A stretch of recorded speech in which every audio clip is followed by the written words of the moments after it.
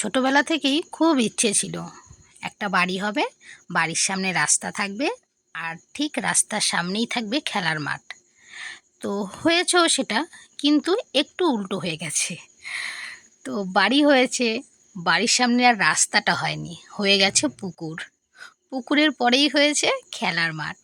তো মাঝে মধ্যে না ভীষণ ভালো লাগে, বিকেলবেলা একটু পুকুরের ধারটা এসে দাঁড়াই। তো কখনো তোমাদের সাথে শেয়ার করা হয়নি, আজকে সারাদিনে কোনো ব্লগ করিনি। তো ভাবলাম বিকেল থেকে শুরু করব, কারণ বিকেল আমরা তো প্রত্যেকটা বাড়ির বউই সারাদিন কিন্তু কম বেশি কাজ করেই থাকি। তো অনেকেই ভাবে যে ওই সকাল থেকে একটু কাজ করে দুপুর পর্যন্ত করে, তারপরে আর কী বা থাকে। কিন্তু এটা কিন্তু ভুল। বাড়ির বউদের কাছে সকাল হোক কিংবা বিকেল, কাজ কিন্তু সমপরিমাণেই থাকে, তাই না? বিকেল বেলাতেও কিন্তু আমাদের বাড়ির বউদের প্রচুর কাজ থাকে, বিকেল সন্ধে রাত।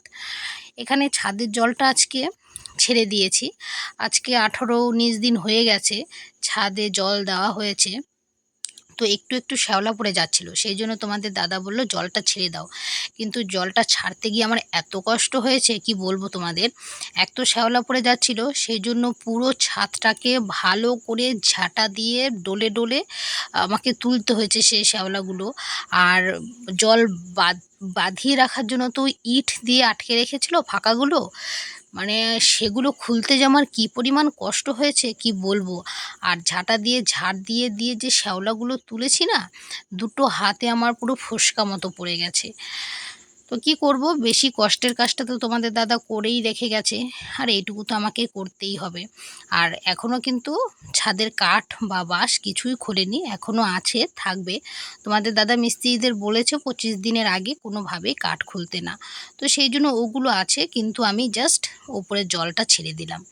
এদিকে সন্ধে হয়ে যাচ্ছে, জামা কাপড়গুলো এনে কলতলাতে মেলে রাখছি। আমাদের কলতলাটা পুরোটাই ঘেরা বলতে পারো, একটা দিক শুধুমাত্র ফাঁকা আছে, যেখান দিয়ে আমরা বাথরুমে যাওয়া আসা করি সেই দিকটাই ফাঁকা। তো আর ওপরে শেড দেওয়া আছে, তো সেই জন্য ভিজে জামা কাপড় থাকলে সেটা কিন্তু আমি কলতলাতেই মেলে রাখি। কারণ একটা ঘর, আর ঘরে সারা জায়গায় জামা যদি কাপড় যদি ঝুলঝুল করে না, বড্ড বিরক্ত লাগে। তো সেই জন্য আমি বাইরেই রেখে দিই ভিজে জামা কাপড়। যখন অতিরিক্ত হয়, বাইরেও জায়গা হয় না কলতলাতে, তখন সেটা ঘরে রাখি। ঘরে রাখি না বলবো না, বেশিরভাগ সময় বাবুরটাই ঘরে রাখা হয়, আমারটা আর রাখি না। তো আজকে ছিল বুদ্ধ পূর্ণিমা, সকালে জানো তো পুজো দিইনি। পুজো দিইনি একটা বিশেষ কারণে দিইনি, সেটা তোমাদের সাথে শেয়ার করছি না। তো মনটা ভালোই লাগছিল না, কীরকম যেন লাগছিল, পুজো দেবো না পুজো দেবো না, এত সুন্দর একটা দিন, প্রত্যেকটা বাড়িতে আজকে পুজো হচ্ছে। আর বাবু দেখো পাশে দাঁড়িয়ে দাঁড়িয়ে কী করছে, মানে ক্যামেরার সামনে হাতটা দিচ্ছে, এই করছে ওই করছে, বড্ড বিরক্ত করে এখন। তো যাই হোক, যেটা বলছিলাম, মনটা ভালোই লাগছিল না। তারপরে ভেবে দেখলাম যে না, সকালে যখন দিইনি বিকেলে দেব। সকালে দিই কিংবা বিকেলে, জানি গোপাল আছে ঘরে, তোমরা বলবে গোপালকে ভোগ দাওনি সকালে, না দিইনি। ওই যে বললাম একটু সমস্যা ছিল সেই জন্য দিইনি, কিন্তু ঠাকুরের আশীর্বাদে সমস্যাটা মোটামুটি মিটে গেছে, সেই জন্য বিকেলবেলাতে একটু মন ভরে আর কি পুজো দিলাম ঠাকুরের। আর যেহেতু পূর্ণিমা ছিল, তো সেই জন্যই আরও বেশি করে দেওয়া। তো সন্ধেবেলা সমস্ত বাসন কোসন ঠাকুরের মেজে নিয়ে বসেছি পুজো দিতে, অনেকটা সময় লেগে গেছিলো পুজো দিতে। তো বাবু পাশে বসে খেলা করছে, আর আমিও পুজো দিচ্ছি। পুজো দেওয়াটা পুরোটা তোমাদের সাথে শেয়ার করছি না, কারণ রোজকার পুজো দেওয়া তো, রোজকার পুজো দেওয়ার ভিডিও এর আগেও অনেক পোস্ট করা হয়েছে, তো ওই জন্য আর পুজো দেওয়াটা তোমাদের সাথে শেয়ার করছি না। আর এখানে দেখো এটা হচ্ছে মাটির ধুনুচি। আমার পিতলের ধুনুচি আছে, কিন্তু সেটা আমি ব্যবহার করি না, কোনো পুজো আচড়ার সময়ই ব্যবহার করি। কারণ কি, ধুনুচির যে ধরার জায়গাটা সেটা না প্রচণ্ড ধার। তো যখনই আমি মাজতে যাই, খুব সতর্কতার সাথে মাজতে হয়, তা না হলে হাতটা কেটে যায়, দুবার কেটেও গেছে। তো সেই জন্য ডেলি যে আমি ধুনুচি বা ধুনো ধরাই, সেখানে আর ওটা ব্যবহার করি না, বাড়িতে কোনো পুজো দিলে তখনই ব্যবহার করি।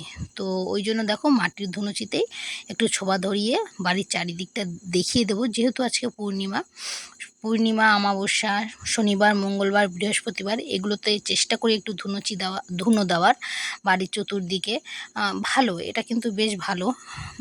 ধুনো দেওয়া তো খুবই ভালো, কিন্তু যেহেতু এখন নারকেল গাছ কেটে ফেলা হয়েছে, একটু ছোবার অভাবই বলতে পারো। তো সেই জন্য বিশেষ বিশেষ দিনগুলোতেই দিই, প্রতিদিন আর দেওয়া হয় না এখন। তো ঠাকুরের পেতলের বাসনগুলো তো মেজেছি, যেহেতু আমাদের এখানে জল ভালো না, তো সেই জন্য সেগুলোকে আবার ভালো করে ডলে ডলে মুছে রেখে দিচ্ছি যাতে দাগ না হয়। ঠাকুরের বাসনে দাগ হলে কিন্তু ভালো লাগে না, তো সেই জন্য ভালো করে মুছে রেখে দিচ্ছি।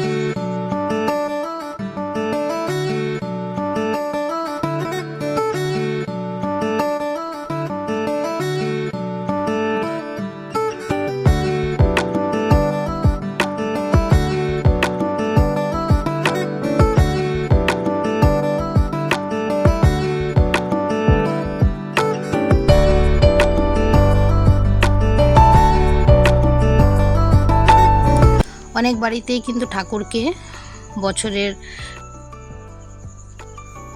যে আম, এবছরের যে আম, সে আম দিয়ে কিন্তু পুজো দেওয়া হয়ে গেছে, কিন্তু আমার বাড়িতে এখনও দেওয়া হয়নি। একদিন তোমাদের দাদা বাজার থেকে এনেছিল, কিন্তু দুর্ভাগ্যবশত ধরো আজকে বিকেলবেলাতে এনেছি, ভেবেছি কালকে সকালবেলা পুজো দেবো, তখন ঠাকুরকে দেব। তো রেখেছিলাম ঝুড়িতে, কিন্তু কি করে বুঝতে পারলাম না, ইঁদুর সে আম নিয়ে চলে গেছে। তো সেই জন্য ঠাকুরকে দিতে পারিনি। তোমাদের দাদা ওই জন্য বক বক করছিল। তো আমি কি করব বলো, ইঁদুর যদি নিয়ে চলে যায়। তো বিকেলবেলাতে ফল আলা দাদার কাছ থেকে গিয়ে ফল নিয়ে এসেছি, আর ওইখান থেকে নিয়ে এসেছি আম। যে আজকে একটা পূর্ণিমার দিন, এত সুন্দর দিন, তো ঠাকুরকে বছরের প্রথম ফলটা অর্পণ করি। তা না হলে আম পাকতে শুরু করেছে, তো বাজারে কিনতে পাওয়া যায়, কোন সময় মনের ভুলবশত আমি মুখে দিয়ে ফেলবো। তো বছরের প্রথম ফল ঠাকুরকে না দিয়ে তো খাবো না, সেটা উচিত নয়। তো সেই জন্য আম আর কলা দিয়ে আজকে পুজো দিয়ে দিলাম।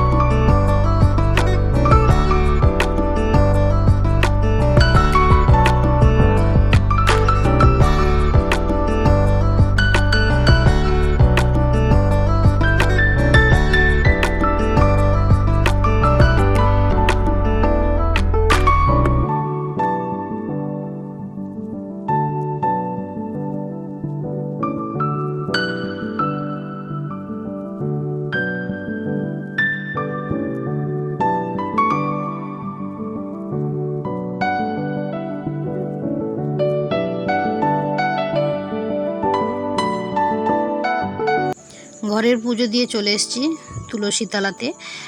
ওখানে একটু প্রদীপ জ্বালাবো, ধূপকাঠি দেবো, প্রতিদিনই যেটা করি আর কি সেটাই করব। তো আমার তুলসী গাছটা খুব সুন্দর হয়েছে জানো তো। এত খরাতে লাগিয়েছিলাম, আর খুব ভয় ছিল যে গাছটা নষ্ট হয়ে যাবে না, তো এত পরিমাণে জল দিয়েছি। আর যখনই বাড়িতে কাজ করা হয়, সিমেন্ট বালি পড়লে তো গাছ নষ্ট হয়ে যায়, তখন কিন্তু আমি এটাকে পুরো বস্তা দিয়ে ঢেকে দিই।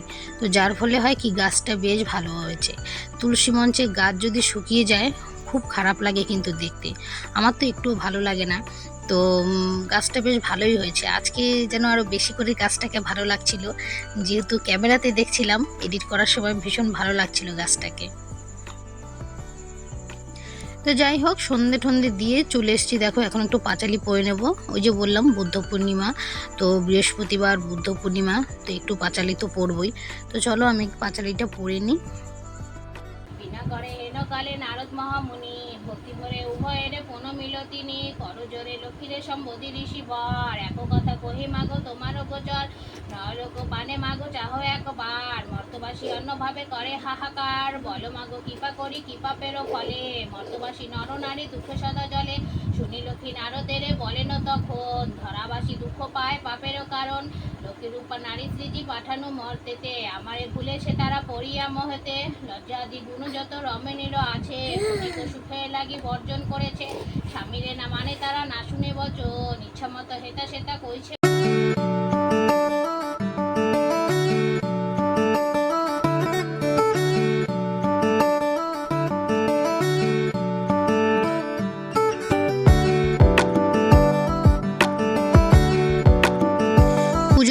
উঠে একটু চা করে নিয়েছি, আর সাথে নিয়েছি দেখো একটু অল্প করে মুড়ি, একটা সিঙ্গাড়া, আর হচ্ছে একটু চানাচুর নিয়েছি।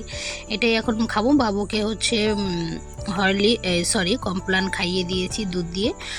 ওকে বলেছি একটু বই নিয়ে বস, কিন্তু ছেলে একটু বই পড়লই না, কি আর বলবো। তো আমি এখন এটা খাবো, খাওয়া দাওয়া করে তারপরে ওকে বই নিয়ে বসাবো।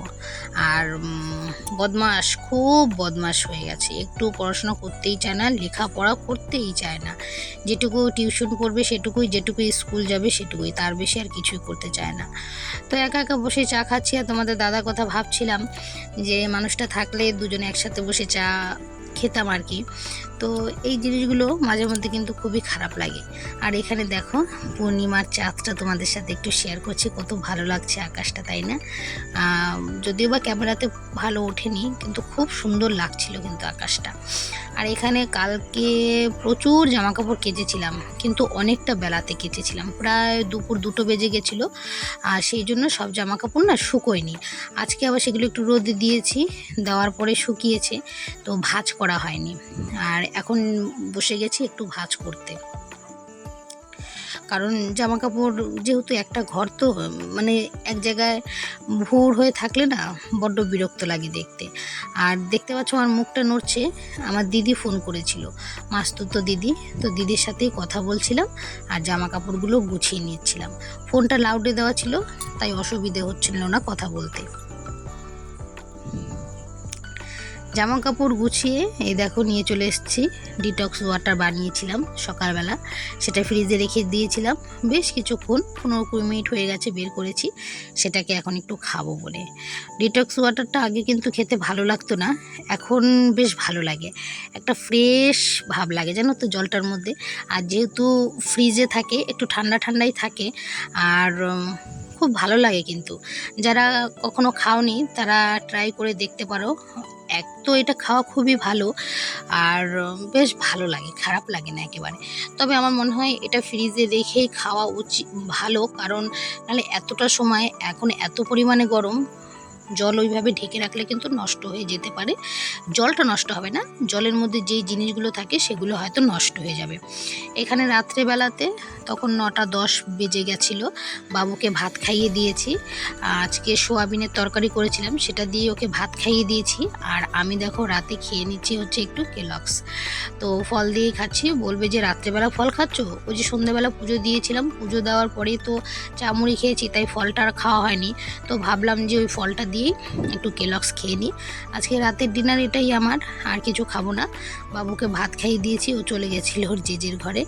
তো ওর জেজে একটু বাদেই দিয়ে গেছে আবার, যেহেতু তারাও শুয়ে পড়বে, আমিও শুয়ে পড়বো, বেশি রাত করব না। তো এটাই আজকে রাতে খাবো। খাওয়া দাওয়া করে কালকে সকালের জন্য একটু ব্রেকফাস্ট রেডি করে ফ্রিজে রেখে দেবো। আর এখন তো সকালবেলা বেশিরভাগ ওটসই খাচ্ছি, আর এটা সত্যি ভীষণ সুন্দর একটা রেসিপি, কিন্তু মানে এত সহজ আর বেশ হেলদি। তো সেই জন্যই এটাকে চেষ্টা করছি সকালবেলা খেতে। তো এটার একটা ভিডিও আমি পোস্ট করব, ভিডিও রেডিও করে রেখেছি, এডিট করা হয়নি বলে পোস্ট করতে পারছি না। তো যাই হোক, এখন বেজে গেছে কিন্তু অনেকটাই, জানো তো, কারণ খাওয়া দাওয়ার পরে একটু ফোনে কাজ করছিলাম, বাবুকে ডেকে নিয়ে আসলাম ওই ঘর থেকে। তো ওই করতে করতে বেজে গেছিলো 11টা। যতই ভাবি যে একটু তাড়াতাড়ি শোবো, কিন্তু সেটা আর হয়ে ওঠে না। মানে ছেলেটা এত বারবার চলে যায় ওর জেজের ঘরে, আসতেই চায় না। দেখো 11টা 15 হয়েছে, কিন্তু 15 বাজে না, আমার ঘড়িটা 10 মিনিট ফাস্ট আছে, 4-5-এর মতন হয়েছে। আর একটু গান চালিয়ে রেখেছিলাম, একটু ঠাকুরের গান শুনছিলাম, খুব আস্তে করেই শুনছিলাম। আর এই যে ফোনটা দেখতে পাচ্ছ, ফোনটা না প্রায় নষ্ট হয়েই গেছে, জানো তো, স্ক্রিনটা পুরো কালো হয়ে যাচ্ছে একটু একটু করে। হয়তো আর বেশি দিন ফোনটা টিকবে না। তবে এই ফোনটার সাথে আমার অনেক স্মৃতি জড়িয়ে, প্রতিটা জিনিসের সাথেই তো আমাদের স্মৃতি জড়িয়ে থাকে, তাই না? এই দেখো এই সাইডটা পুরো কালো হয়ে গেছে, বুঝতে পারছো কিনা জানি না। এমনিতে তো পুরো স্কিনটা আবছা হয়ে গেছে, আর ওই নিচ থেকে ওই যে কালো হয়ে উঠছে। দোকানে নিয়ে গেছিলাম, দোকানদার বলল পুরোটাই ধীরে ধীরে কালো হয়ে যাবে। তো যাই হোক বন্ধুরা, চলো আজকের ভিডিওটা এখানেই শেষ করছি। দেখা হচ্ছে পরবর্তী কোনো একটি ভিডিওতে। আজকের মতো টাটা, সবাই ভালো থেকো, সুস্থ থেকো।